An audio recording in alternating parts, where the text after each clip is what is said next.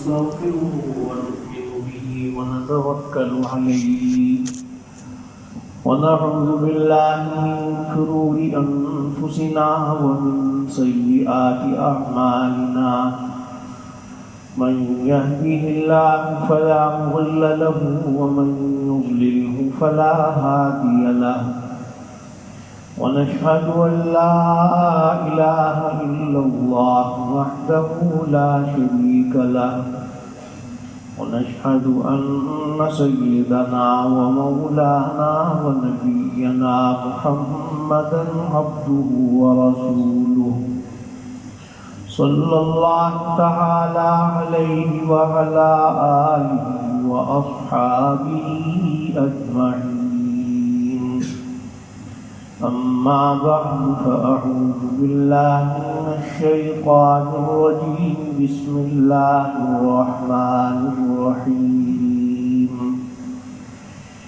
إنا فتحنا لك فتحا مبينا ليغفر لك الله ما تقدم من ذنبك وما تأخر ويتم نعمته عليك ويهديك صراطا مستقيما صدق الله مولانا العظيم وصدق رسوله النبي الكريم ونحن على ذلك لمن الشاهدين والشاكرين والحمد لله رب العالمين.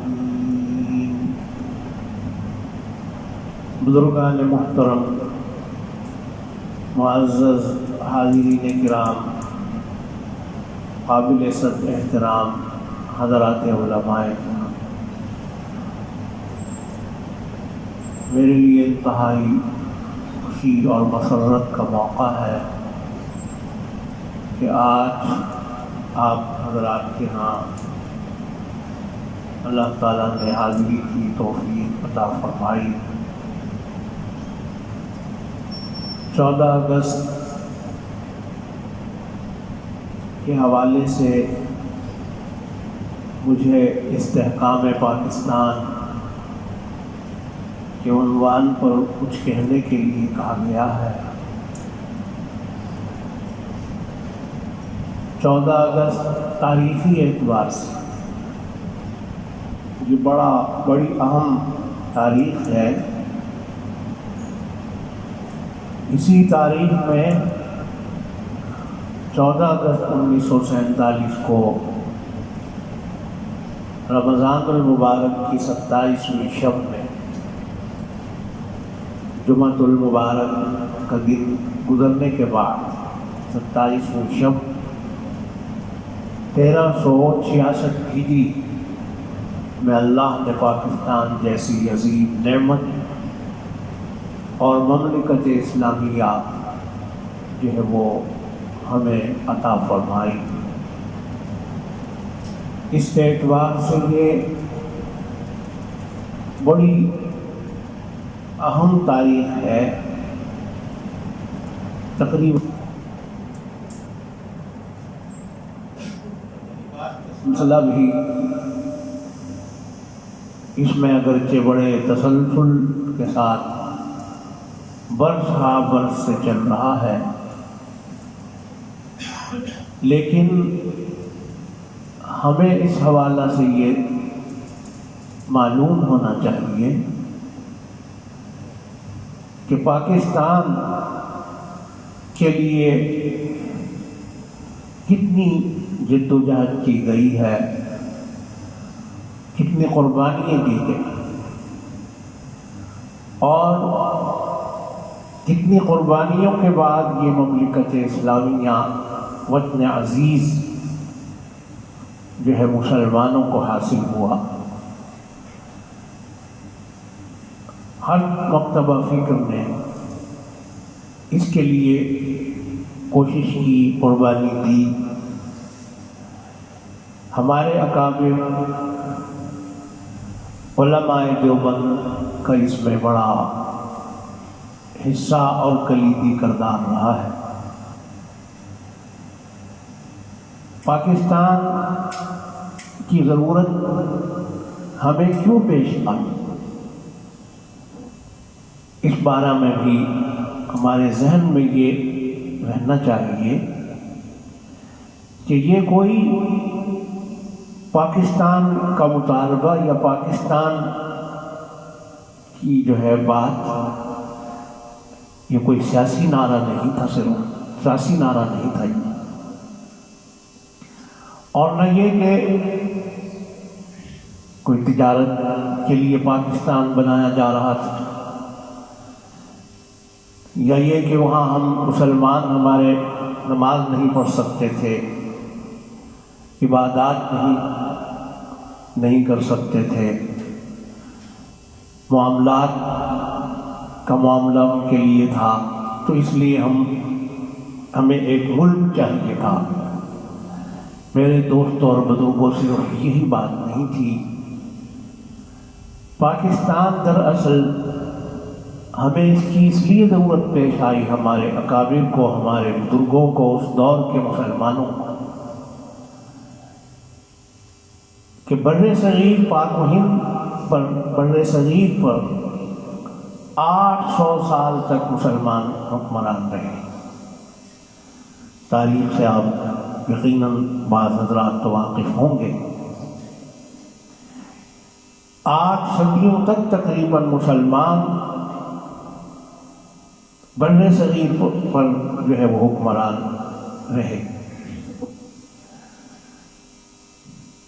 مختلف خاندانوں کی حکومت چلتی رہی، سلطان محمود غزنوی آئے ہیں اور سلطنت غلامہ ہے، فلاں سلطنت ہے، آخر میں 350 سال تک ایک ہی خاندان کی حکومت رہی، جس کو مغلیہ خاندان کہا جاتا ہے۔ عجیب معاملہ اصل میں یہ ہوا، اور یہ ایک فطری سی چیز ہے، فطری چیز، کہ انسان جب اللہ کے حکم سے بغاوت کرتا ہے تو اس کی پاداش اور اس کے نتیجہ میں پھر یہی صورتحال پیدا ہو جاتی ہے۔ اللہ تعالیٰ قرآن کریم میں بھی فرما رہے ہیں، وَكَأَيٍّ مِّن قَرْيَةٍ عَتَتْ عَنْ أَمْرِ رَبِّهَا وَرُسُلِهِ فَحَاسَبْنَاهَا حِسَابًا شَدِيدًا وَعَذَّبْنَاهَا عَذَابًا نُكْرًا۔ اللہ تعالیٰ کا ایک قانون،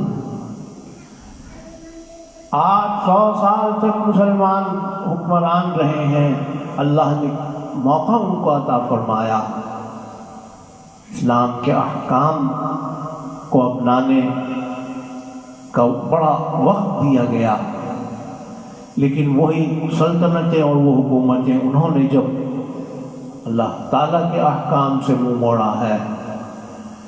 دراصل بات یہ ہے کہ انسان کا عروج اور زوال جو ہے وہ 2 چیزوں سے وابستہ ہے۔ اقبال نے بھی کہا، میں تم کو بتاتا ہوں تقدیر کیا ہے، میں تم کو بتاتا ہوں تقدیر کیا ہے، شمشیر و سنا اول طاؤس و رباب آخر۔ انسان کے عروج کا دور کون سا ہوتا ہے، اقبال نے اسے بھی بتایا، اور زوال سے مسلمان اور قومیں کب گزرتی ہیں اس کا بھی تذکرہ کر دیا۔ جب انسان کے ہاتھ میں جہاد کے لیے تلوار ہوتی ہے، قرآن کریم کی تعلیمات پر اس کا عمل ہوتا ہے، تو اللہ تعالیٰ اسے عروج عطا فرماتے ہیں۔ ان اللہ یرفع بہذا الکتاب اقواما ویضع بہ آخرین۔ جن قوموں نے قرآن کریم کو سینے سے لگایا، اس کی تعلیمات پر عمل کیا، اللہ نے ان کو عروج عطا فرمایا۔ صحابہ کرام رضی اللہ تعالیٰ عنہ کا دور آپ دیکھ لیجیے، کتنی فتوحات، کہاں تک اسلام کا پرچم ان حضرات نے لہرایا، اس لیے کہ ان کا پورا عمل ہے حضور اکرم صلی اللہ علیہ وسلم کی تعلیمات پر، آپ کی سنتوں پر اور قرآن کریم پر۔ تو جب قومیں سلاطین اور حکمران اللہ اور اس کے رسول صلی اللہ علیہ وسلم کی تعلیمات پر چلتے ہیں، قوم قرآن کو سینے سے لگاتی ہیں، اللہ ان اقوام کو رفعت اور بلندی عطا فرماتے ہیں۔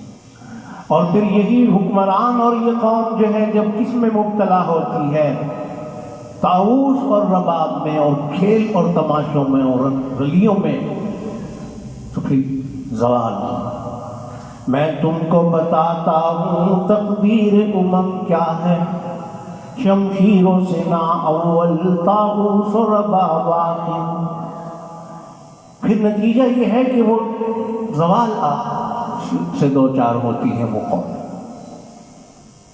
8 صدیوں پر حکمرانی کے بعد آخری جو دور سلطنت مغلیہ کا 350 سال پر طویل اور لمبا دور آیا ہے، آخر میں اس کا نتیجہ یہی ہوا۔ آپ سب جانتے ہیں کہ کتنا ہے بد نصیب ظفر قبر کے لیے۔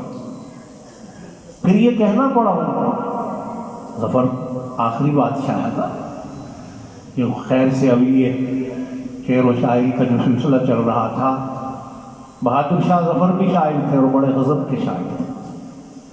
انہوں نے پھر کہا اور اپنے بارے میں ان کو یہ کہنا پڑا، کتنا ہے بد نصیب ظفر قبر کے لیے، 2 گز زمین نہ مل سکی کوئے یار۔ بڑی عبرت کی بات ہے۔ تو بہرحال 800 سال اللہ نے عطا فرمائے، بر صغیر میں مسلمانوں کو حکومت عطا فرمائی۔ پھر یہ ہے کہ جب زوال کا دور آیا ہے، انگریز یہاں پر مسلط ہوا اور ایسٹ انڈیا جو ہے وہ کمپنی کے نام سے ایک تاجر کی صورت میں یہ لوگ آئے ہیں بر صغیر میں۔ رفتہ رفتہ، بہرحال مجھے پوری تاریخ تو بیان نہیں کرنی، یہ تو بڑا طویل سلسلہ۔ بہرحال رفتہ رفتہ جو ہے پورے ملک پر وہ چوٹ چھا گئے۔ ہمارے بزرگوں نے، علماء کرام نے، عام مسلمانوں نے اس دور کے ہر مکتبہ فکر نے اس چیز کو پھر جو ہے حد سے زیادہ محفوظ کیا اور کرنا بھی چاہیے، اس لیے کہ انگریز نے آ کر بر صغیر کے پورے نظام جو ہے اس کو، تعلیم کا نظام، تہذیب کا نظام، تمدن اور ثقافت کا نظام، اسلامی تشکل، ہر چیز کو بدل کر رکھ دیا۔ پھر مسلمانوں نے اس کے لیے جہاں تک ہو سکا کوشش کی۔ 1857 کی جنگ آزادی کا خاص ایک حوالہ دیا جاتا ہے، اس سے پہلے بھی سلسلہ چلا ہے، سلطان ٹیپو ہیں اور بہت سے عنوان ہیں، مجھے وہ سب ذکر نہیں کرنے اس وقت۔ بہرحال جنگ آزادی میں حجت الاسلام حضرت مولانا محمد قاسم نانوتوی رحمۃ اللہ علیہ، قطب الارشاد مولانا رشید احمد گنگوہی رحمۃ اللہ علیہ، اور اسی طریقے پر حضرت مولانا محمد یعقوب نانوتوی، مولانا محمد مظہر نانوتوی رحمہم اللہ تعالی، دیگر بہت سے اہل علم علماء، ان سب نے مل کر اپنے شیخ، اپنے مربی شیخ الطائفہ حضرت حاجی امداد اللہ مہاجر مکی رحمۃ اللہ علیہ کے زیر قیادت جنگ آزادی میں حصہ لیا اور شاملی تک کا علاقہ ان حضرات نے اس کو فتح کیا۔ حضرت حافظ ضامن شہید رحمۃ اللہ علیہ کا ایک بڑا اہم نام ہے۔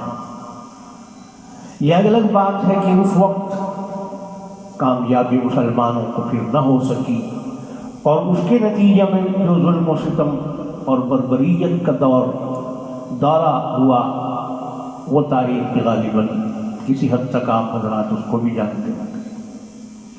یہ سلسلہ تحریکات کا پھر چلتا رہا، حتیٰ کہ 1912 میں شیخ العالم شیخ الہند حضرت مولانا محمود حسن دیوبندی، جو جانشین ہیں حجت الاسلام مولانا محمد قاسم نانوتوی رحمۃ اللہ علیہ، حضرت نے جو تحریک چلائی ہے وہ ریشمی رومال کے نام سے متعارف اور مشہور ہے۔ اس مرد درویش اور مرد قلندر نے ریشمی رومال کی تحریک برپا کی اور اپنے بہت سے متعلقین اور احباب اور خدام کے ذریعے سے ایک بڑا جامع ایک منصوبہ تیار فرمایا. بڑے مورخین بھی اور بڑے اہل بصیرت اسے دیکھ کر یہ کہنے پر مجبور ہیں کہ اگر وہ کامیاب ہو جاتا تو سب جگہ جو ہے وہ اسلامی حکومت ہوتی بن سکتی. لیکن بہرحال وہ بھی کچھ سازشیں ہوا کرتی ہیں. ہر دور میں ہر زمانہ میں ایسا ہوتا ہے کہ سازشی لوگ جو ہے وہ آڑے آ جاتے ہیں اور بڑی بڑی تحریکیں جو ہے وہ ناکام ہوتی ہیں. حضرت شیخ الہند رحمۃ اللہ علیہ حجاز پہنچے ہیں تو مکہ کے والی شریف نے غداری کی. انگریز سے ساز باز کرنے کے بعد شیخ الہند اور شیخ العرب والعجم حضرت مولانا سید حسین احمد مدنی، حضرت مولانا عزیر گل رحمۃ اللہ علیہ اور ان کے دیگر رفقا سب کو جو ہے وہ انگریز کے حوالے کر دی.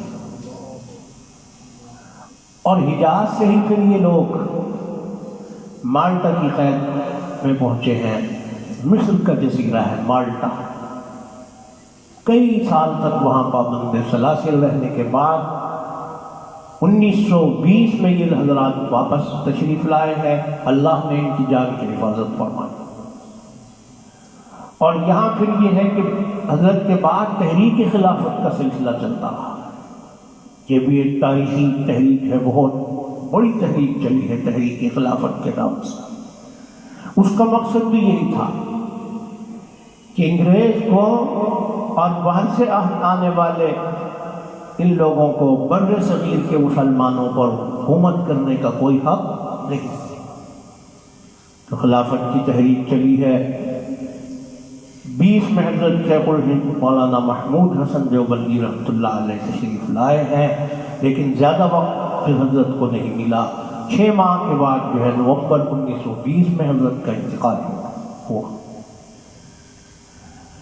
اور اسی دور میں 1919 میں وہاں کے حضرات نے ہندوستان اس پر صغیر کے بزرگوں نے جمعیت علماء ہند کے نام سے ایک جماعت بھی قائم فرمائی. حضرت مفتی اعظم مفتی فیض اللہ دہلوی رحمۃ اللہ علیہ جو ہے اس وقت صدر اور سربراہ قرار پائے. اور پہلا اس کا مرکزی اجلاس جو ہے یہ آپ کے امرتسر میں ہوا، امرتسر جس کو کہا جاتا ہے. تو یہ سب تاریخ کا ایک حصہ ہے. یہ سب تحریکات اپنے اپنے وقت اور اپنے اپنے دور میں یہ سلسلہ چلا ہے. اور مقصد ان سب کا یہی تھا کہ 800 سال تک جب بر صغیر پاک و ہند پہ مسلمان حکمران رہے ہیں تو لہٰذا اب کسی اور قوم کو باہر سے وہ آئے قوم، بطور خاص اگر وہ باہر سے آئی ہوئی قوم ہو تو اسے مسلمانوں پر بر صغیر کے رہنے والوں پر حکومت کرنے کا حق نہیں. تو آزادی کی جنگ اور جد و جہد اور کوششیں جو ہیں مختلف تحریکات کی صورت میں مختلف عنوانات سے یہ چلتی رہی ہیں. اور بر صغیر کے مسلمان اس میں اپنے یعنی اپنی استطاعت کے مطابق، اپنی قوت اور طاقت کے مطابق جو ہے بہرحال کوشاں رہے اور اس میں حصہ دار رہے ہیں. اور ہر مکتب فکر نے اس میں اپنا اپنا حصہ جو ہے وہ ڈالا ہے. اہل علم علماء کی بھی جماعتیں اس میں جو ہے وہ کوشش کرتی رہی ہیں. حضرات علماء دیوبند، اکابرین علماء دیوبند، ان کا بھی بڑا ایک اہم کردار اور حصہ رہا ہے جماعت. اور ان کا مقصد تو بہرحال یہی تھا سب کا کہ بر صغیر سے اب یہ چلا جائے انگریز، ہمارے اس ملک کا جو ہے ہمارے حوالے کر دیا جائے. انہیں ہم پر حکمرانی کا کوئی حق نہیں. اور یہ تو میں نے چند منٹوں میں آپ کو بات بتا دی ہے، چند لفظوں میں یہ بات میں نے آپ سے عرض کر دی اور آپ نے بھی سن لی. لیکن ان حقائق پر اگر گہرے انداز سے غور کیا جائے اور اس کے پورے پس منظر کو سامنے رکھا جائے تو میرے دوستوں اور بزرگوں، کہنا آسان ہے، جن لوگوں نے اس کے لیے قربانیاں دی ہیں ہم اس کا تصور نہیں کر سکتے۔ کتنی مشکلات سے وہ لوگ گزرے، کیا کچھ نہیں ان کو کرنا پڑا، جان کی قربانی بھی دی انہوں نے، مال کی بھی قربانی دی، خاندانوں کی قربانی، جائیداد کی قربانی، ہر طرح کی قربانی، حتیٰ کہ جو ہے وہ تختہ دار پر جو ہے ہزارہ علماء کو لٹکا دیا گیا، کتنے مسلمانوں کو جو ہے وہ سولیوں پہ چڑھا دیا گیا، کتنی بربریت اور ظلم کی یہ کہانی کہ تو نہیں ہے بلکہ حقائق ہے۔ ان کا تصور کر کے بھی آج ہم جو ہے دیکھتے ہیں اپنے آپ کو کہ ہم انہیں برداشت نہیں کر سکتے۔ ایسے سوالح اور ایسے وہ واقعات ہیں، لیکن بہرحال اس میں شک نہیں ہے کہ یہ سب ان حضرات کی قربانی تھی، ان بزرگوں کی، اور مقصد یہی تھا کہ انگریز یہاں سے چلا جائے۔ اس کے لیے سیاسی جماعتیں بھی سامنے آتی رہیں۔ 1885 میں غالباً جو ہے وہ 88-85 میں یاد پڑتا ہے کہ کانگریس وجود میں آئی۔ 1906 میں مسلم لیگ جو ہے وہ پھر بنی۔ تو ان کا مقصد بھی یہی تھا، ان سب جماعتوں کا اپنے اپنے طور پر کوششیں ہوتی رہی۔ بہرحال یہ بات 1928 کے قریب جب پہنچی ہے تو میں تو چونکہ طالب علم آدمی ہوں، اپنے بڑوں کی میں بات کروں گا، بزرگوں کی، تو اس لیے 1928 کے حوالے سے میں یہ آپ کو بتانا چاہوں گا کہ حضرت حکیم الامت مجدد ملت حضرت مولانا شاہ اشرف علی تھانوی رحمۃ اللہ علیہ، جو ہر معاملے کو خالصتاً اسلامی نقطہ نظر سے دیکھتے اور سوچتے تھے، معروف اور روایتی معنی میں حضرت حکیم الامت تھانوی کوئی سیاسی آدمی نہیں تھے، لیکن اسلامی سیاست کے بھی، اسلامی سیاست کو حضرت خوب سمجھتے ہیں، اس لیے کہ وہ مجدد ہے، حکیم الامت ہیں، ہر پہلو جو ہے ان کے سامنے ہے۔ تو حضرت نے جب اس ساری صورتحال، بر صغیر کی صورتحال کو دیکھا تو حکیم الامت حضرت تھانوی رحمۃ اللہ علیہ جو ہے وہ اس نتیجے پر پہنچے کہ بے شک یہ تو صحیح بات ہے کہ بر صغیر سے جو ہے وہ انگریز کو جانا چاہیے، بہر صورت جانا چاہیے، اس میں کوئی دو رائے نہیں، کوئی اختلافی بات نہیں۔ لیکن وہ فرمایا کرتے تھے کہ دیکھیے، اگر بر صغیر سے یہ انگریز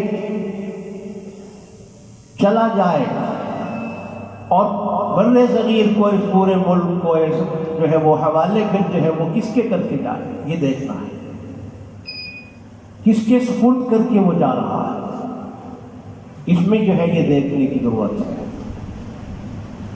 تو حضرت فرماتے تھے کہ اب یہ وہ بات ہے جسے ہمیں توجہ سے سننا ہے اور سمجھنا بھی ہے، یہ ایک اساسی نقطہ ہے اور یہ بنیاد ہے دراصل پاکستان کی، اساس اور بنیاد ہے اس نقطہ پر۔ تو حضرت حکیم الامت حضرت تھانوی رحمۃ اللہ علیہ یہ فرماتے تھے کہ اکثر جماعتیں جو ہیں وہ ان کا مطالبہ صرف یہ ہو رہا ہے اور سب اس پر مصر ہے اور سب کی طرف سے یہی کہا جا رہا ہے کہ ہندوستان میں بر صغیر میں رہنے والے جتنے بھی حضرات ہیں اور جتنی بھی قومیں ہیں، چاہے پھر وہ چاہے مسلمان ہوں، ہندو ہوں، سکھ ہوں، کوئی بھی جو ہے یہاں رہنے والی قوم ہو، تو وہ سب کے سب مل کر کے، اور مسلمان بھی سب آپس میں مل کر یہاں اکٹھے جو ہے رہیں گے اور اپنا جو انداز ہوگا حکمرانی کا اسے طے کر لیا جائے گا۔ یہ بات سامنے آ رہی تھی اب تو، لیکن حضرت حکیم الامت تھانوی رحمۃ اللہ علیہ نے فرمایا کہ یہ بات جو ہے یہ سمجھ میں نہیں آنے والی بات ہے، اس میں ترمیم کی ضرورت ہے، کیونکہ حضرت کی نظر اس بات پر تھی کہ اگر جو ہے وہ بر صغیر سے انگریز جاتے ہوئے یہ ان کے حوالے کر کے سب کے چلا جائے گا، اس میں مسلمان بھی ہیں اور غیر مسلم بھی ہیں، سکھ بھی ہیں، عیسائی بھی ہیں، ہر طرح کی قومیں ہیں یہاں پر جو بھی ہیں، عیسائی نہ ہو تو اور قومیں تھیں، ہندو تھے وغیرہ وغیرہ، اور انہیں یہ اختیار دے دیا جائے کہ تم اپنی مرضی سے اب جو ہے وہ یہاں فیصلہ کر سکتے ہیں آپ حکمرانی کا، تو ظاہر ہے کہ اس میں جو ایک اصول ہے، اصول کے مطابق تو اکثریت جس کی ہوتی ہے حکمرانی کا حق بھی اسے دیا جاتا ہے، مرکزی حکومت اسی کی بنتی ہے، مرکز اسی کے پاس ہوتا ہے جس کی اکثریت ہوتی ہے۔ تو حکیم الامت حضرت تھانوی رحمۃ اللہ علیہ نے ساری صورتحال کو دیکھ کر یہ فیصلہ فرمایا اور یہ کہا کہ اس کا مطلب تو پھر یہ ہوگا کہ اکثریت جب غیر مسلموں کی ہے، اس لیے کہ مسلمان جو ہیں ان ساری غیر مسلم قوموں کے مقابلے میں کتنے فیصد ہوں گے، اس کو دیکھنا ہے، تو اس میں یہ بات واضح ہے کہ وہ سب مل کر، غیر مسلم جتنے بھی ہیں سب مل کر اگر دیکھا جائے تو اکثریت ان کی ہوتی ہے، 100 میں سے وہ 50-60% اگر بنتے ہوں اور مسلمان جو ہے وہ 40% رہ جاتے ہوں یا 35% رہ جائے، تو ظاہر ہے کہ اکثریت تو پھر غیر مسلموں کی ہوگی۔ یہ الگ بات ہے کہ ہندوؤں کی نہیں ہوگی، فلاں کی نہیں ہوگی، لیکن غیر مسلم سب مل کر اگر دیکھا جائے تو اکثریت غیر مسلموں کی ہوگی، تو اس کے نتیجہ میں مرکزی جو حکومت ہوگی وہ غیر مسلموں کی بنے گی، تو پھر کیا ہوگا؟ پھر تو یہ ہو جائے گا کہ اگر اسی انداز سے انگریز یہاں سے چلا جائے ان کے سپورٹ کر کے اس انداز سے، تو پھر تو نتیجہ کیا ہوگا؟ فر من المطر وقام تحت المیزاب، مسلمانوں کا حال تو پھر یہی ہوگا کہ مسلمان پہلے غلام تھے کس کے؟ انگریز کے، مسلمان پہلے غلام رہے اتنے عرصہ تک انگریز کے، اب اگر جو ہے وہ حکم چلا جاتا ہے انگریز اور یہاں پر سب مل کر کے حکومت بنائیں گے اکثریت کی بنیاد پر، اور اکثریت جو ہے وہ غیر مسلم کی ہے، تو اس کا مطلب یہ ہے کہ پہلے وہ غلام تھا انگریز کا، اب مسلمان غلام ہوں گے ہندوؤں کے۔ تو حکیم الامت حضرت تھانوی رحمۃ اللہ علیہ نے فرمایا کہ یہ فارمولہ بہرحال یہ جو ہے یہ صحیح نہیں ہے، ہم اس کی کبھی حمایت نہیں کریں، اور یہی وجہ ہے کہ جب مسلم لیگ نے کانگریس سے علیحدگی اختیار کی 1938 میں، کانگریس سے علیحدگی اختیار کی، علیحدہ ہو کر کے اس نے جو ہے وہ انتخابات میں حصہ لیا، الیکشن لڑا، 1938 میں اس وقت حکیم الامت مجدد ملت مولانا شاہ اشرف علی تھانوی رحمۃ اللہ علیہ نے اس کی حمایت فرمائی اور حمایت میں فتویٰ لکھا، اور حضرت نے یہی بات فرمائی کہ جب تک یہ لوگ ادھر ہندوؤں سے ملے ہوئے تھے، مخلوط چل رہا تھا نظام ان کا، تو میں نے ان کا ساتھ نہیں دیا، کیونکہ حضرت فرمایا کرتے تھے حکیم الامت تھانوی رحمۃ اللہ علیہ کہ ہندو جو ہے وہ مسلمان کا کبھی ہمدرد نہیں ہو سکتا۔ بنیے جو ہے یہ بڑا ہوشیار ہے، یہ مسلمانوں کا کبھی ہمدرد نہیں ہو سکتا، اور مثال کے طور پر یہ بات بھی فرماتے تھے کہ دیکھیے ہمارے جو ساتھی یہ بات کہتے ہیں انگریز کو جانا چاہیے بر صغیر سے، انگریز کو جانا چاہیے، یہ بالکل صحیح ہے، لیکن فرماتے تھے کہ کیا ہندوؤں کا غلام بن کے رہنا چاہیے پھر؟ حالانکہ انگریز جو ہے، انگریز وہ سانپ ہے، فرماتے تھے وہ سانپ ہے لیکن وہ سفید سانپ ہے، اور ہندو جو ہے وہ کالا سانپ ہے۔ تو اگر سفید سانپ سے بچنے کی ضرورت ہے تو کالا سانپ جو ہے اس سے تو بچنے کی بطریق اولا ضرورت ہے، وہ زیادہ خطرناک ہوتا ہے۔ تو بہرحال یہی وجہ ہوئی کہ حضرت حکیم الامت تھانوی رحمۃ اللہ علیہ نے فرمایا کہ ہم یہ چاہتے ہیں. یہ 1928 میں حضرت نے بات فرمائی. کس کے سامنے؟ اب یہ ذرا سمجھ. شیخ العرب والعجم حضرت مولانا حسین احمد مدنی رحمۃ اللہ علیہ حضرت کے ہاں تشریف لائے خانہ بھون میں. مولانا عبد الماجد دریا باری بھی ساتھ, مولانا عبد الباری یہ بھی ساتھ, بلکہ حضرت مدنی کو لے کر آئے. بات لمبی ہو جائے گی, مجھے آگے بھی بات کرنی ہے.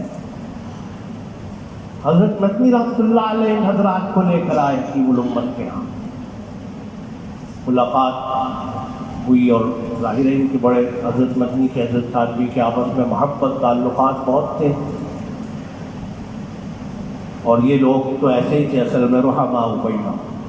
آپس کا جو ان کا تعلق اور محبت تھا وہ دیکھنے سے تعلق رکھتا ہے. وہاں بہرحال مختلف موضوعات پر گفتگو ہوئی. عبد الماجد اور عبد الباری ندوی کے حضرات, بہرحال عبد الماجد کو آپ جانتے ہو شاید, یہ بہت بڑے قومی لیڈر تھے اپنے دور میں. وہ خود لکھتے ہیں یہ بات کہ مختلف موضوعات پر چلتے چلتے حکیم الامت تھانوی رحمۃ اللہ علیہ نے یہ اس بات کا اظہار فرمایا ہمارے سامنے. حضرت مدنی بھی تشریف فرما ہے اور مولانا عبد الباجد بھی ہے, مولانا عبد الباری. کیا فرما رہے ہیں حکیم الامت؟ انہوں نے لکھا ہے کہ حضرت نے ہمیں یہ بات فرمائی کہ میرا دل یہ چاہتا ہے. اس پس منظر میں آپ اس بات کو رکھے نا جو میں نے ابھی بیان کیا. فرمانے لگے کہ میرا دل یہ چاہتا ہے کہ مسلمانوں کے لیے الگ خطہ ہو, مسلمانوں کے لیے الگ وطن ہو, مسلمانوں کے لیے ایک الگ ریاست ہو جو مسلمانوں کے لیے ہو دارالاسلام کے طور پر, اور وہاں مسلمان قرآن و سنت اور دین پر عمل کرتے ہوئے وہاں اسلام کے قوانین کو نافذ بھی کر سکے. مسلمانوں کی حکمرانی ہو, سارا نظام جو ہے وہ اسلام کی تعلیمات کے مطابق ہو. یہ میرا دل چاہتا ہے. یہ حضرت نے اس انداز سے اظہار کیا ان کے سامنے. تو اس پر مولانا عبد الماجد نے یہ لکھا ہے, ان کی کتاب ہے حکیم الامت کے نام سے.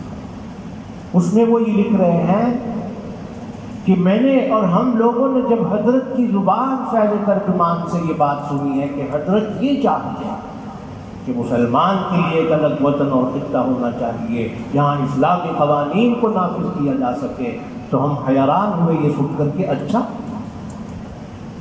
یعنی ان کے ذہن میں اصل میں یہ تھا کہ حضرت کہاں اس بات کو پسند کرتے ہوں گے, پروپیگنڈے ہو رہے تھے. تو کہنے لگے کہ یہ بات سن کر حضرت سے عبد الماجد لکھتے ہیں کہ ہمارے کان میں یہ آواز الگ ریاست کی, مسلمانوں کے لیے الگ حکومت کی, مسلمانوں کے لیے الگ ملک ہونا چاہیے, اس حوالے سے ہمارے کان میں یہ آواز سب سے پہلے حکیم الامت کی آواز ہمارے کان میں پڑی ہے. بعد میں لوگ جو ہے انہوں نے پاکستان کے حوالے سے جو ہے وہ عنوانات اختیار کرتے ہوئے ان باتوں کو کہا ہے. یہ 1928 کی بات ہے, اور علامہ اقبال نے جو خطبہ دیا ہے وہ کب کا ہے جی؟ کیا کہہ رہے ہیں 40-38 میں تو وہ فوت ہو گئے. ہاں, دسمبر 1930 میں الہ آباد میں جو خطبہ پڑھا ہے اقبال نے, وہاں اس نے جو ہے اس تصور کو پیش کیا علامہ اقبال مرحوم نے. لیکن آپ کے ذہن میں یہ بات ہونی چاہیے, خاص طور پر اہل علم علماء کو یہ سمجھنا چاہیے کہ اقبال نے تو بہت بعد میں یہ بات کہی. مولانا عبد الواجد اس بات کو لکھ رہے ہیں کہ سب سے پہلے یہ بات حکیم الامت مولانا اشرف علی خانوی 28 میں حضرت کی بات فرما چکے تھے ان حضرات کے سامنے, ان بزرگوں کے سامنے, حضرت مدنی رحمۃ اللہ علیہ کے سامنے. اور میں عرض کر رہا ہوں پھر اس کے بعد جو ہے وہ 38 میں جب لوگ الگ ہوئے ہیں کانگریس سے, مسلم لیگ کے حضرات, پھر حضرت نے جو ہے تائید بھی فرمائی. اور 40 میں پھر یہ ہے کہ اس کو ایک نصب العین کے طور پر جو اقبال نے بات کہی تھی وہاں الہ آباد میں 1930 تو 40 میں پھر یہ ہے کہ وہ نصب العین کے طور پر جو ہے ایک قرارداد کی صورت میں لاہور کنار پاکستان ہے جہاں پر منٹو پارک، وہاں باقاعدہ 1940 23 مارچ میں اس کو ایک نصب العین اور اس جو ہے اپنا یعنی ایک منہج قرار دیا گیا اور ایک مقصد کے طور پر اس کو پیش کیا گیا، اور یہ مستقل طور پہ اب پاکستان کی تحریک کا عنوان بنا 40 1940 میں پھر یہ صورتحال سامنے آئی ہے، اور 40 سے لے کر آپ دیکھ لیجیے اب 1947 تک 1947 تک پھر یہ جو 7 سال کا عرصہ ہے یہ خالصتاً وہ عرصہ ہے جس میں کہ پاکستان کے لیے اس کی تحریک جو چلی ہے اس میں بڑی جدوجہد کی گئی اور بڑی قربانیوں کا سلسلہ چلا ہے۔ حکیم الامت مجدد ملت حضرت مولانا شاہ اشرف علی تھانوی رحمۃ اللہ علیہ کا منشا آپ کی سمجھ میں آیا ہوگا، آپ نے سمجھ لیا ہوگا کہ دراصل یہاں آ کے پھر تھوڑا یہ ہوا ہے، اہل علم میں بھی یہ اختلاف پیدا ہوا ہے۔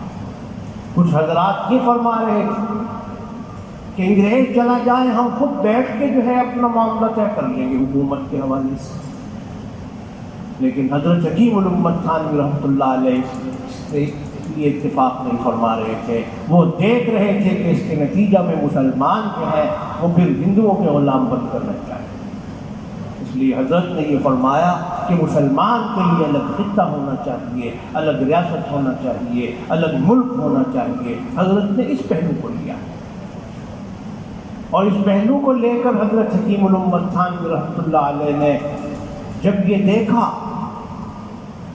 کہ مسلم لیگ نے اس کو اپنا نصب العین بنا لیا ہے اس پاکستان کی تحریک کو، تب حضرت حکیم الامت نے اپنے تمام متعلقین احباب اور رفقا کو یہ کوئی حکم دے دیا کہ اب یہ ہے کہ آپ لوگ پاکستان کے لیے جو ہے کوشش کریں، اور اس بات کی کوشش کی جائے کہ اللہ تعالیٰ مسلمانوں کو ایک الگ اسلامی ملک، اسلامی ریاست جو ہے وہ الگ عطا فرما دے، اس میں ہندوؤں کا کوئی دخل نہ ہو، عیسائیوں کا نہ ہو، سکھوں کا نہ ہو، اقتدار جو ہے اس میں اگر ہو تو وہ مسلمانوں کا اقتدار۔ تو آپ دیکھ رہے ہیں کہ اس کے بعد پھر کیا ہوا، یہ ممبر پر جگہ ہے، اس کے بعد پھر کیا ہوا آپ کو پتہ ہی کہ 40 میں جب یہ قرارداد 23 مارچ 40 میں جب یہ قرارداد پاس ہو گئی 1940 میں 23 مارچ کو لاہور، تو پھر یہ ہے کہ حضرت حکیم الامت تھانوی رحمۃ اللہ علیہ نے اس کے لیے کوشش فرمائی، اور حضرت کے تمام رفقا، وہی میں کافی دیر سے دیکھ رہا ہوں اور میں محسوس بھی کر رہا تھا کہ یہ کیا ہو رہا ہے، دوسرا آپ ویڈیو شاید نہ بنا رہے ہیں، اب ہمیں چونکہ ان چیزوں کو پتہ نہیں چلتا، لوگ ویڈیو بنا کے پیش کر دیتے ہیں، پھر کہتے ہیں کہ فلاں صاحب نے ویڈیو بنوا لی، ہم کب بنوا رہے ہیں، ہم تو منع کرتے ہیں، سخت منع کرتے ہیں، پوری سوچ لینا چاہیے اس بات میں۔ بہرحال پاکستان بنائیں، آپ ویڈیو نہ بنائیں، تو 1940 میں قرارداد جو ہے وہ پاس ہوئی، اور پھر اس کے بعد جو ہے یہ سلسلہ آگے چلا ہے۔ قائد اعظم محمد علی جناح چونکہ وہ مسلمانوں کے اس حوالے سے وکیل تھے، تحریک چلی ہے پاکستان کے حوالے سے، اس کے وہ وکیل ہیں، مسلمانوں نے ان کو آگے کیا۔ ظاہر ہے کہ سیاسی طور پر جو مقابلہ تھا سیاسی حوالے سے، اس کے لیے پھر ظاہر ہے کوئی سیاسی آدمی سامنے آنا چاہتے، تو ان سے پھر یہ سوال کئی مرتبہ ہوا کہ آپ جو پاکستان کی بات کرتے ہیں، علماء میں سے کون ہے آپ کے ساتھ، علماء میں سے آپ کے ساتھ کون ہے؟ اس لیے کہ میں نے آپ کو بتا دیا کہ اہل علم کا، ہمارے اکابر اور بزرگوں کا ایک حصہ اور ایک طبقہ، ان کا ذہن یہ تھا کہ انگریز چلا جائے، بعد میں ہم اپنا معاملہ خود بیٹھ کے طے کریں گے، تو اس لیے وہ پاکستان کے حق میں نہیں تھے ایک حصہ، لیکن ایک حصہ ایسا بھی تھا جو پاکستان کے حق میں تھا. میں نے تفصیل جو بتائی ہے اس سے آپ کو سمجھ میں آیا ہوگا. بہرحال بڑے بڑے حضرات اکابر جو ہے وہ اہل علم علماء دیکھنے میں یہ نظر آتا تھا سب کو کہ یہ سب کانگریس کی تائید کر رہے ہیں، پاکستان کے مخالف ہیں. احرار کی جماعت بھی پاکستان کے خلاف ہے، مودودی صاحب کی جماعت بھی پاکستان کے خلاف ہے، جمعیت علماء ہند بھی پاکستان کے خلاف ہے، اور بہت سی جماعتیں اور شخصیات جو ہے اہل علم علماء بھی پاکستان کے خلاف چل رہے ہیں. تو قائد اعظم محمد علی جناح سے بمبئی میں یہ سوال ہوا کہ آپ کے ساتھ کون ہے پھر علماء میں؟ یہ تو سارے پاکستان کی مخالفت کر رہے ہیں، الگ ریاست نہیں چاہتے، تو آپ جو ہے کیسے کامیاب ہوں گے؟ آپ کے ساتھ کون ہے اہل علم علماء میں سے؟ تو قائد اعظم محمد علی جناح کا جواب جو ہے وہ موجود ہے، لکھا ہوا ہے تاریخ میں. انہوں نے یہ کہا کہ میرے ساتھ ایک ایسا عالم ہے، تمام علماء جو ہیں ان کا علم ترازو کے ایک پلڑے میں رکھ دیا جائے، جو عالم میرے ساتھ ہے اس کا علم ترازو کے دوسرے میں پلڑے میں رکھ دیا جائے تو وہ جھک جائے. تاجر بڑے حیران ہو کے پوچھنے لگے وہ کون عالم اور مولانا ہے؟ اب انہیں کیا پتا، ایسے بھی لوگ ہوتے ہیں، چھپے ہوئے بھی تو ہوتے ہیں نا. تو وہ کہنے لگے کہ میرے ساتھ مولانا اشرف علی تھا، اور واقعتاً حکیم الامت حضرت تھانوی رحمۃ اللہ علیہ نے اور ان کے پھر رفقا نے تحریک پاکستان میں جو کردار ادا کیا ہے وہ تاریخ کا ایک بڑا سنہری بات ہے. بہت سے حضرات نے اس وقت یہ کہا کہ ہم پاکستان کی پے نہیں بننے دیں گے، اور میں یہ بات اس انداز سے کہہ رہا ہوں، سن لیجیے، میں بالکل یہ شرح صدر اور تاریخ کے آئینے میں جھانک کر یہ بات کہہ رہا ہوں علی وجہ البصیرہ، کوئی شک و شبہ کی بات نہیں. اگر حکیم الامت مولانا اشرف علی تھانوی، علامہ شبیر احمد عثمانی، مفتی اعظم مفتی محمد شفیع صاحب رحمۃ اللہ علیہ، حضرت مولانا علامہ ظفر احمد عثمانی، اور اسی طرح حضرت تھانوی کے دیگر بہت سے متعلقین اور احباب اور لاکھوں متوسلین اگر تحریک پاکستان کا ساتھ نہ دیتے تو یہ بات میں بھی کہتا ہوں کہ پھر یہ لوگ جو ہے پاکستان کا پے بھی نہ بنا سکتے. تو ہمارے بزرگوں نے محنت کی اور جد و جہد کی ہے. تو تاریخ آپ دیکھیں اٹھا کر، لوگ آج بتاتے نہیں ہیں کہ بھئی پاکستان کی تحریک میں کتنا بڑا کردار ہے علم کا، بلکہ کہا یہ جاتا ہے، پروپیگنڈا یہ کیا جاتا ہے. دیوبند والوں نے مخالفت کی. ارے اللہ کے بندوں، تمہیں معلوم نہیں ہے حقیقت کیا ہے. سارے دیوبند والوں نے مخالفت کی تھی، آپ کو پتہ نہیں؟ حکیم الامت مولانا اشرف علی تھانوی رحمۃ اللہ علیہ دارالعلوم دیوبند کے سرپرست تھے. مفتی اعظم مفتی شفیع صاحب رحمۃ اللہ علیہ دارالعلوم دیوبند کے صدر مفتی تھے، اور اسی طرح علامہ شبیر احمد عثمانی رحمۃ اللہ علیہ دارالعلوم کے صدر محتمم تھے. چند حضرات آپ کو نظر آ رہے ہیں. حضرت مدنی رحمۃ اللہ علیہ شیخ الحدیث دارالعلوم دیوبند کے صدر مدرس ہیں. حضرت نہ محتمم ہے، نہ صدر محتمم ہے، اور نہ ہی وہاں کے صدر مفتی. آپ کو بس چند حضرات کے نظر آ رہے ہیں، ان کا نام لے کے کہا جاتا ہے کہ یہ علماء دیوبند میں مخالفت کرتی تھی پاکستان کی تحریک. اللہ کے بندو، اگر بعض حضرات نے اکابر نے پاکستان کی حمایت اس وقت نہیں فرمائی، اپنا ایک ان کا نظریہ تھا، اس کے تحت اگر حمایت نہیں فرمائی، تو پھر آپ کیسے یہ کہہ دیتے ہیں کہ سارے علماء دیوبند نے حمایت نہیں کی اور مخالفت کی تھی پاکستان؟ علامہ شبیر احمد عثمانی کون؟ علامہ ظفر احمد عثمانی کون؟ حکیم الامت مجدد ملت مولانا شاہ اشرف علی تھانوی کون؟ عجیب بات، لوگ انصاف سے بھی کام کرتے ہیں کہ انصاف کیا ہے. اور پھر اگر یہی معیار ہے، یہ دیوبند نے سب نے مخالفت کی اس لیے کہ چند شخصیات نے کی، اگر معیار یہی ہے تو پھر تو یہ بھی کہا جا سکتا ہے کہ جتنے بھی مسٹر تھے یہ پاکستان کے مخالف تھے، اس لیے کہ قائد اعظم محمد علی جناح کے ساتھ مسٹروں میں سے کون تھا بتائیے؟ کچھ ادھر تھے کچھ ادھر تھے، ہر معاملے میں اختلاف ہوا کرتا ہے، ایسا نہیں ہے کہ سارے مکسچر ایک طرف تھے، یہ بھی غلط ہے۔ تو بہرحال مجھے یہ کہنا ہے، اس وقت بتانا ہے کہ دیوبند کے حضرات نے الحمدللہ ایک بہت بڑے طبع پر حمایت کی تحریک پاکستان کی، اور انہی کی جد و جہد اور کوششوں سے یہ پاکستان کے معرض وجود میں آیا ہے۔ اکتوبر 1945 میں کلکتہ کے اندر بہت بڑا ایک اجتماع ہوا، حضرت علامہ شبیر احمد عثمانی رحمۃ اللہ علیہ ان کا خطبہ پڑھا گیا، اور پاکستان کی تائید کے لیے جمعیت علماء اسلام کے نام سے الگ پلیٹ فارم علماء کا قائم کیا گیا، جس کے صدر علامہ شبیر احمد عثمانی شیخ الاسلام اور نائب صدر علامہ ظفر احمد عثمانی قرار پائے۔ یہ 1945 تک تو میں نے آپ کو عرض کر دیا۔ اب اس کے بعد سنیے ذرا، ہم 46 اور 47 میں آ رہے ہیں۔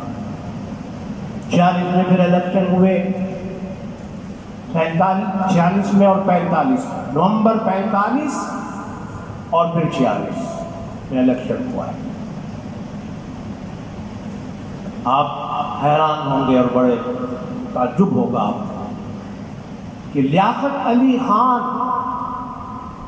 جس حلقے سے کھڑے ہوئے تھے الیکشن میں، وہ سارا حلقہ پاکستان کے خلاف تھا، لیکن علامہ ظفر احمد عثمانی ان کی جد و جہد اور کوشش سے لیاقت علی خان کو وہاں کامیابی نصیب ہوئی، اس لیے کہ علامہ ظفر احمد نے 3 مہینے تک چھٹی لے کر کے مسلم لیگ کی تائید میں سب جگہ دورہ کیا۔ اللہ نے ان کو پھر کامیابی عطا فرمائی، اور یہ نہیں بتائیں گے آپ کو یہ حضرات، لیاقت علی خان کا وہ خط جو اس کامیابی کے بعد شکریہ کے لیے انہوں نے علامہ ظفر احمد عثمانی کو لکھا ہے، وہ اب بھی تاریخ کا حصہ ہے۔ تذکرۃ الظفر میں والد صاحب نے اس کو شائع کر دیا، وہ خط آپ پڑھیے، آپ کو پتہ چلے گا کہ لیاقت علی خان کیا لکھ رہے ہیں۔ اور یہ آپ کو معلوم ہونا چاہیے کہ لیاقت علی خان مرحوم اگر وہاں الیکشن میں ناکام ہو جاتے، پاکستان کے وزیر اعظم کیسے بن سکتے؟ یہ حضرت مولانا علامہ ظفر احمد عثمانی، ان حضرات کی جد و جہد سے ان کو کامیابی ہوئی، اور 3 ماہ اس کے لیے حضرت نے کوشش کی، 3 مہینے کا حضرت کا جو ہے یہ جد و جہد کا سفر رہا جگہ جگہ پر مولانا ظفر احمد صاحب رحمۃ اللہ علیہ۔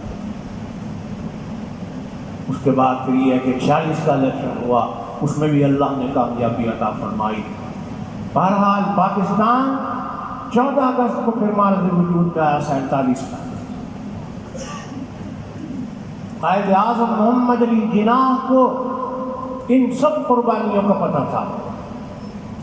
علماء کے مکتبہ فکر میں کس نے قربانی دی، کیا کس کا حصہ ہے، وہ سب معلوم ہے۔ ہم یہ نہیں کہتے کہ صرف ہمارے بزرگوں نے پاکستان میں حصہ لیا، انہوں نے پاکستان بنایا، یہ ہم کبھی نہیں کہتے، یہ غلط بات ہے۔ سب کا حصہ ہے، سب کی جد و جہد ہے، سب کی محنت ہے، عوام کا اس میں بہت بڑا حصہ ہے، بڑا کردار ہے۔ لیکن بہرحال اس میں کوئی شک نہیں ہے کہ ہمارے اکابر علماء دیوبند کا ایک بہت بڑا حصہ اور کردار ہے، کلیدی اور اساسی حصہ ہے۔ یہی وجہ تھی کہ جب 14 اگست کو پاکستان بنا ہے، اعلان تو پہلے ہی ہو چکا تھا، بہرحال یہ تقریب جب 14 اگست کو ہوئی، تقریب کراچی میں ہوئی، اور دوسری تقریب جو ہے وہ ڈھاکہ میں، 2 تقریبات کا انعقاد ہوا، ایک اس حصہ میں پاکستان کے اور ایک اس حصہ میں۔ کراچی میں تو خود موجود ہے قائد اعظم محمد علی جناح جو بانی پاکستان ہے، انہوں نے 12 بج کر رات کے 12:01 پر قائد اعظم محمد علی جناح نے پاکستان کی پہلی پرچم کشائی علامہ شبیر احمد سے کروائی۔ سب حضرات موجود تھے، علامہ نے اپنے دست مبارک سے ہلالی پرچم پاکستان کا لہرایا ہے سب سے پہلے۔ اور علامہ ظفر احمد عثمانی نے خواجہ ناظم الدین کی موجودگی میں ڈھاکہ میں پرچم کشائی فرمائی، اور جو میں نے اب شروع میں قرآن پاک کی آیتیں پڑھی ہیں، آپ بھی سوچ رہے ہوں گے کہ یہاں اس کا کیا وہ ہوگی، مناسبت کیا ہے؟ انا فتحنا لک فتحا مبینا، یہی آیتیں پڑھ کر علامہ ظفر احمد عثمانی نے پرچم ہاتھ میں لے کے لہرایا ہے۔ یہ اعتراف تھا اور عملی اعتراف تھا اس بات کا کہ حضرات نے اس مقصد کے لیے بڑی خدمات پر انجام دی ہے۔ بعد میں پھر آپ شاید علم میں ہو، پھر سرحد کا ریفرنڈم اور سلہٹ کا ریفرنڈم، یہ دو چیزیں جو ہے یہ سامنے آ گئی کہ یہ دو صوبے قائد اعظم متفکر ہوئے۔ دہلی میں ملاقات ہوئی سب حضرات کی، بڑوں کی، علماء کی، تو وہ متفکر تھے کہ میں کیا کروں گا اس پاکستان کو لے کر، سرحد اس میں نہیں ہے، سلہٹ اس میں نہیں ہے، ریفرنڈم کا مرحلہ درپیش ہے، میں بہت پریشان ہوں۔ علامہ شبیر احمد، علامہ ظفر احمد عثمانی، ان حضرات نے فرمایا آپ کو پریشان ہونے کی کوئی ضرورت نہیں، بس آپ اپنی بات پر قائم رہیں، جو طے ہے کہ پاکستان کا دستور اسلام کے مطابق ہوگا۔ قائد اعظم نے کہا مولانا میری عادت نہیں ہے، میں کسی کے ساتھ غلط بیانی سے کام نہیں لیتا، بالکل میں اپنے اس وعدے پر قائم ہوں، آپ یہ جد و جہد اس کے لیے کیجئے، سرحد کے لیے اور سلہٹ کے لیے۔ اس کے بعد پھر قوم نے دیکھا کہ سرحد جو لوگ گئے ہیں نا کسی زمانے میں ان پرانے علاقوں کے اندر، وہ کچھ اندازہ کر سکتے ہیں۔ علامہ شبیر احمد عثمانی ہے، ابھی یہ کہہ رہے تھے یہاں کے عزیز کہ یہ ہمارے حضرات نازک مزاج ہیں، یہاں کے مسجد والے، تم علامہ شبیر احمد سے بھی زیادہ نازک مزاج ہیں، آپ کو تو پتہ ہی نہیں حضرات لطافت کا اور نازک مزاج۔ لیکن اس کے باوجود علامہ شبیر احمد عثمانی خود سرحد کے علاقوں میں حضرت نے جو ہے دورہ کیا، اور میں نے وہ مسجد دیکھی ہے 1985 میں، جہاں علامہ شبیر احمد، مفتی اعظم مفتی شفیع صاحب اور دیگر حضرات تشریف لے گئے، اور وہاں ان کے بیانات وہاں جو علماء نے ہمیں بتایا۔ اور اس وقت بھی صورتحال یہ تھی کہ وہاں پہنچنا آسان نہیں تھا جب میں گیا ہوں، اور 47 میں جب یہ حضرات گئے تو اس وقت کا تو پھر کیا ہی ہے، تو کتنی صعوبتیں برداشت ان لوگوں نے، کہاں کہاں تک یہ پہنچے، اللہ نے کامیابی عطا فرمائی، حالانکہ وہ گڑھ تھا ان لوگوں کا جو پاکستان کے سخت مخالف تھا، وہاں سے بھی اللہ نے کامیاب فرمایا۔ اور سلہٹ کے لیے علامہ ظفر احمد عثمانی نے دورے کیے۔ عجیب بات کہ وہ لوگ جو انتہائی مخالف تھے پاکستان کے، علامہ ظفر احمد عثمانی کے دوروں سے ایسا انقلاب آیا کہ وہ سلہٹ کا جو ریفرنڈم ہے وہ بھی پاکستان کے حق میں کامیاب ہے۔ یہ معمولی باتیں نہیں، یہ تاریخ کا حصہ ہے، لیکن بڑے افسوس سے مجھے یہ بات کہنی پڑتی ہے کہ آج یہ کہہ دیا جاتا ہے، پتہ نہیں کیسے لوگ کہہ دیتے ہیں عجیب، کہ پاکستان کی تحریک میں تو جو ہے وہ علماء دیوبند کا کوئی کردار ہی نہیں، انہوں نے تو پاکستان کی مخالفت۔ انا للہ و انا الیہ راجعون۔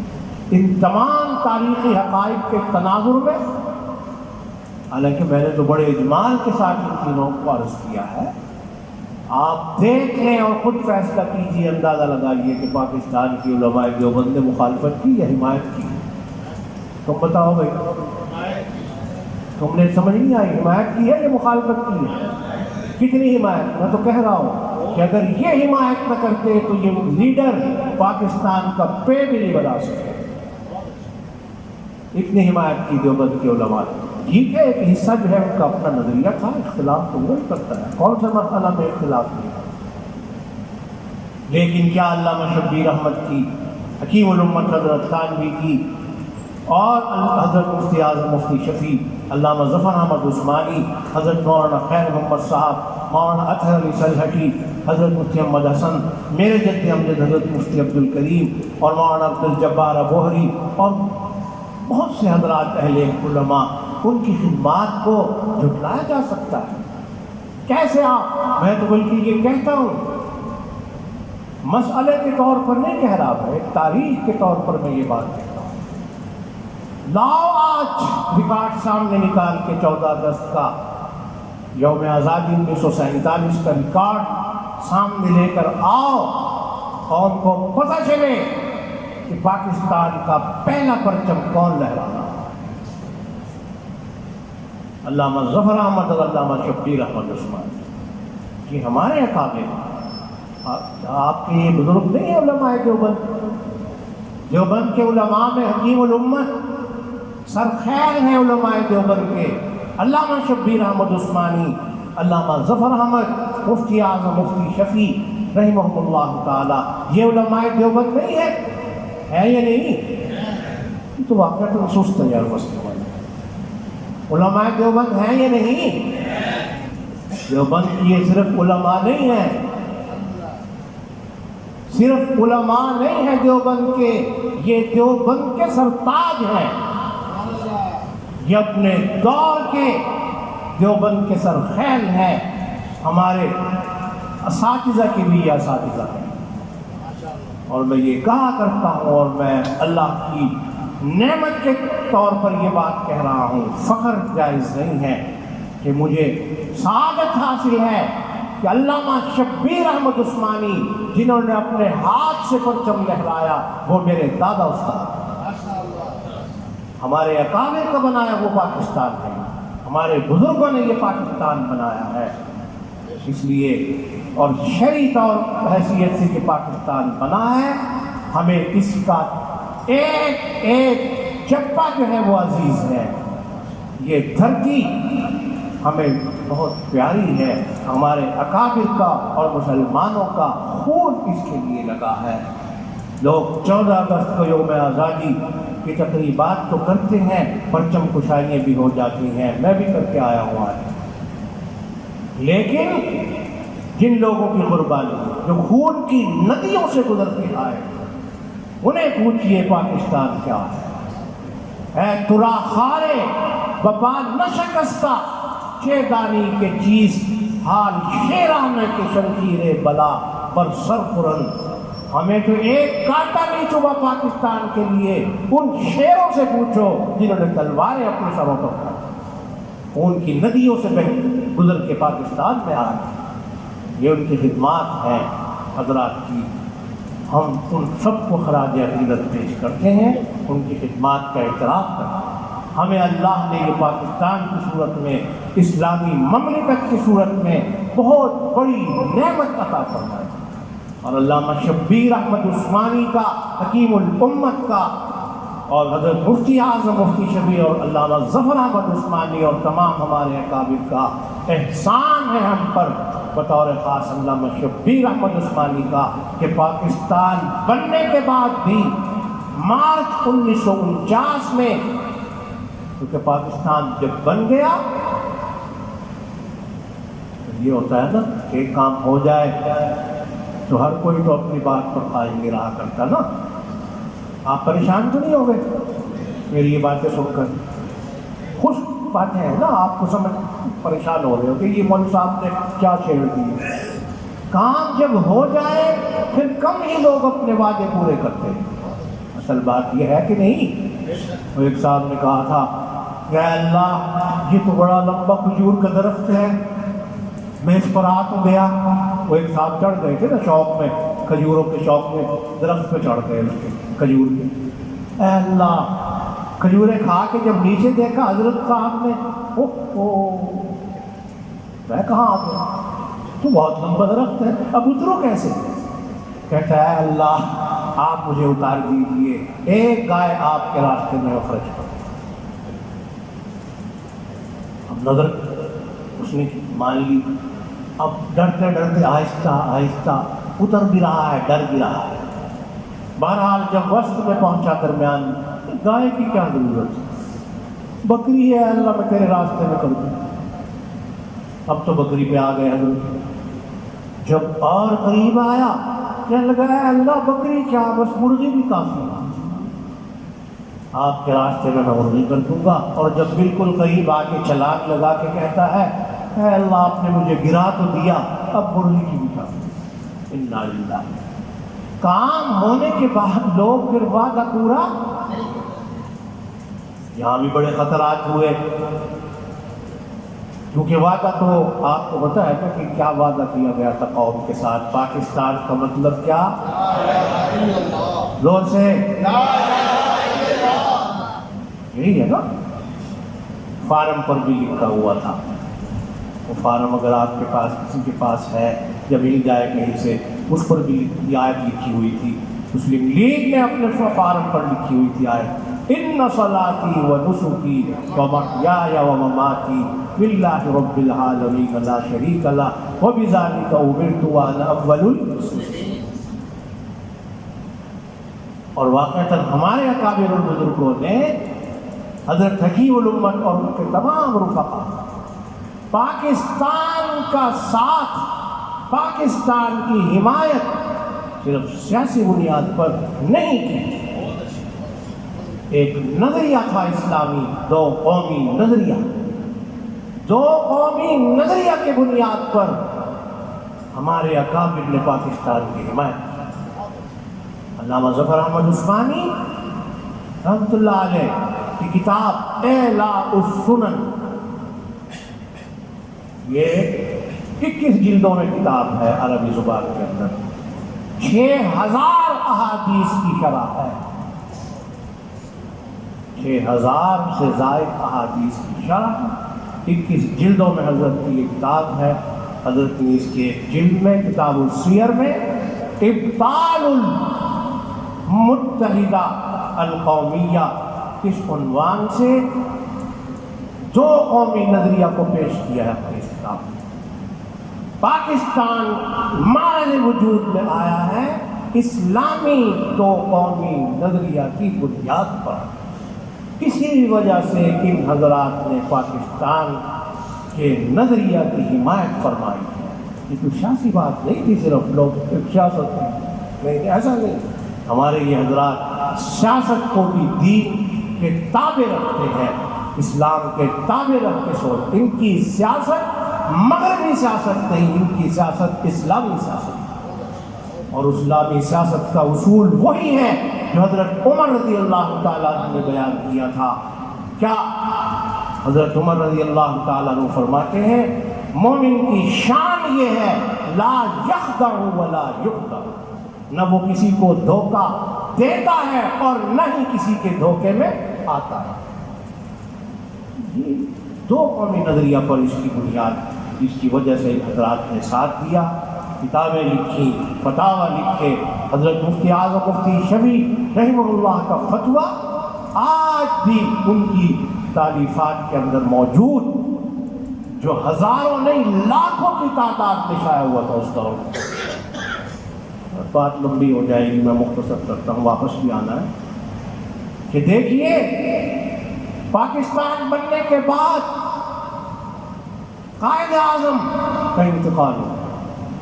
کب ہوا تھا بتاؤ؟ یہ ساری تاریخیں میں نے یاد کرنی ہے، آپ نے نہیں کرنی۔ ہمیں تو کہا جاتا ہے مولویوں کو تو پتہ ہی کچھ نہیں ہوتا۔ کون سی تاریخ کو ہوا تھا انتقال؟ 11 قائد اعظم کا انتقال، ٹھیک کہا۔ علامہ شبیر احمد عثمانی سے جو وعدے ہوئے تھے، حضرت نے فرمایا کہ اب طے کرو اس ملک کا دستور، اسلام کے مطابق جو ہے یہ ملک، اس کو چلایا جائے گا اسلامی قوانین کے مطابق۔ حضرت کو بڑی اس کے لیے کوششیں کرنی پڑی، اس لیے کہ کام تو ہو گیا تھا، پاکستان بن گیا۔ اب پھر یہ ہے کہ ہر طرح کے لوگ ہوتے ہیں نا، ہر طرح کے لوگ تھے، یہاں کی جماعتیں مختلف تھیں اور سیکولر لوگ بھی تھے۔ ان کی کوشش تھی کہ یہ پاس نہ ہو یہ قرارداد۔ کیا نام ہے اس قرارداد کا؟ ماشاءاللہ، قرارداد مقاصد۔ لیکن علامہ شبیر احمد کو آفری ہے، یہ مرد درویش ڈٹ گیا اس بات پر کہ قرارداد مقاصد تمہیں پاس کرنی ہے۔ ہم نے پاکستان کی تحریک میں جو حصہ لیا وہ اسلامی نقطہ نظر سے لیا ہے. اور وہاں ہندوستان میں کیا لوگ نماز نہیں پڑھتے تھے, سارے کام ہی ہو رہے تھے. الگ ریاست اسلامی چاہیے, الگ ملک چاہیے, مسلمان دارالاسلام ہو جو. اس لیے یہ قرارداد تمہیں پاس کرنی ہوگی. الحمدللہ مارچ 49 میں اپنی زندگی میں علامہ شبیر احمد نے پاکستان کے پہلے وزیر اعظم لیاقت علی کی موجودگی میں قرارداد مقاصد جو ہے اس کو پاس کرا. لیاقت علی خان نے اس قرارداد کو منظور کرایا تو علامہ عثمانی نے کھڑے ہو کر پھر تقریر کی, شائع ہو چکی ہے. اس تقریر کا نام ہے روشنی کا مینار. روشنی کا پڑھی آپ نے؟ زیادہ کوئی پتہ ہی نہیں. قوم کو بتایا ہی نہیں جاتا, اندھیرے میں رکھ. بجلی آ رہی ہے لائٹ کے باوجود آپ اندھیرے میں ہیں. یہ بڑی تھی مصیبت. اندھیرے میں ہے قوم, نہیں بتایا جاتا میرے اکابر کے کیا کارنامے ہیں پاکستان کے. یہ علامہ شبیر احمد تھے جنہوں نے قرارداد مقاصد پاس کرا کر کے رخ جو ہے اس ملک کا سیدھا کر دیا. یہ الگ بات ہے کہ پھر علامہ کو زیادہ وقت نہیں مل سکا.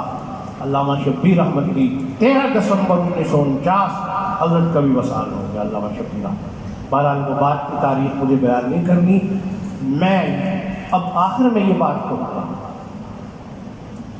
کہ اس تاریخ کے تناظر میں یہ بات بالکل واضح طور پر آپ نے سمجھ لی ہوگی کہ پاکستان کیوں بنایا گیا اور ہمارے اکابر اور بزرگوں نے اس کی تحریک میں کیوں حصہ لیا اور ان کا کیا کردار ہے. مقصد یہی تھا کہ مسلمانوں کے لیے اسلامی ملک ہو, وطن ہو, دارالاسلام ہو, مسلمان حکمران ہو اور یہاں وہ قرآن و سنت کے مطابق اسلامی قوانین کو نافذ کر سکے. مقصد یہ تھا ان کا. یہ الگ بات ہے, ہمارے لیے افسوس کی بات ہے کہ آج تک پورے طور پر ہم اس مقصد کو حاصل نہیں کر سکے. لیکن یہ مطلب نہیں ہے کہ پھر ہم پاکستان کی مخالفت کریں, پاکستان کو اچھا نہ سمجھیں. یہ نہیں ہونا چاہیے. بلکہ ہمارے مشائخ اور بزرگوں میں حضرت شیخ العرب والعجم حضرت مدنی رحمۃ اللہ علیہ نے پاکستان بننے کے بعد ارشاد فرما دیا تھا کہ ہم پہلے مناسب نہیں سمجھ رہے تھے کہ الگ ملک بنے مسلمانوں کا, لیکن یہ اختلاف ایسا ہی تھا جیسے مسجد کے بنانے میں اختلاف ہو جائے, یہاں بنائی جائے وہاں بنائی جائے, جب بن جائے تو وہ مسجد تھی. حضرت مدنی رحمۃ اللہ علیہ نے بھی یہ بات فرما دی تھی کہ یہ اب مسجد ہے, گویا کہ اس کا تقدس, اس کا احترام, اس کی حفاظت ایسے ہی ضروری ہے سب کے لیے جیسے مسجد کی حفاظت ضروری ہے. تو یہ ہمارے لیے ناگزیر ہے. پاکستان بہت بڑی نعمت ہے. تو میں بہرحال باوجود اس کے کہ اب جو صورتحال اور 70 سال 75 سال میں جو یہاں جو کچھ ہوا یہ ہوتا رہا, اس پر تبصرے کی ضرورت نہیں. بس میں یہ کہوں گا کہ جو حصہ اس وقت ہمارے پاس ہے میرے بزرگوں اور دوستوں, اس کو غنیمت سمجھیں اور جس مقصد کے لیے یہ حاصل کیا گیا ہے کوشش کیجیے, جو کوشش آپ کر سکتے ہیں کہ وہ مقصد جو ہے اس میں پورے طور پر حاصل ہو. ہمیں بھی اللہ اس کی توفیق عطا فرمائے. آمین نہ کہنا. اور بھئی ہمیں بھی اللہ تعالیٰ اس کی توفیق عطا فرمائے اور اللہ تعالیٰ حکمرانوں کو بھی اس کی توفیق عطا فرمائے. کیونکہ یہ مملکت اسلامیہ ہے پاکستانی, جو ریاست اللہ نے ہمیں عطا فرمائی ہے, اللہ اس کی حفاظت بھی فرمائے, نظریات کی بھی حفاظت فرمائے, جغرافیائی طور پر اس کی سرحدوں کی بھی اللہ تعالیٰ حفاظت فرمائے. اور جو اصل مقصد تھا پاکستان کے حاصل کرنے کا, اس کی طرف جو ہماری ذمہ داری ہیں ہم اسے پورا کریں. جو حکمرانوں کی ذمہ داری ہے وہ انہیں پورا کرے. بس یہ ہے کہ 14 اگست کے حوالے سے یہ بھی ہمیں یاد رکھنا چاہیے کہ جن بزرگوں نے اس کے لیے کام کیا, قربانی دی مسلمانوں نے, اور جن جماعتوں نے, جن افراد نے, جن حضرات نے, خواتین نے, اہل علم نے، علماء نے، سب کو آپ ظاہر ہے کہ اس موقع پر آپ نظر انداز نہیں کر سکتے، آپ بلا نہیں سکتے۔ ایک آخری مطالبہ آپ سے یا حکومت سے؟ اچھا، آپ سے مطالبہ کرنا، آپ کو بھی کوئی اختیارات حاصل؟ بہرحال میرا یہ مطالبہ ہے، آپ اپنے لیے سمجھ لیں گے یا اس کے لیے جائز۔ میں یہ عرض کروں گا آخر میں بطور خلاصہ کے کہ ان تمام اکابر کی کاوشیں اور محنتوں کو ہمارے تعلیمی نصاب کا حصہ بننا چاہیے۔ آپ اس پر متفق ہیں؟ تاکہ قوم کو پتہ چلے، یہ اندھیروں میں نہ رہے، نام آئے علامہ شبیر احمد کا، حکیم الامت کا اور ان اکابر کا جنہوں نے خدمات سر انجام دی۔ ہمیں اپنے اکابر، اپنے مشائخ کا پتہ رہے کہ کن کی جد و جہد اور برکتوں سے ہمیں یہ اسلامی مملکت عطا ہوئی۔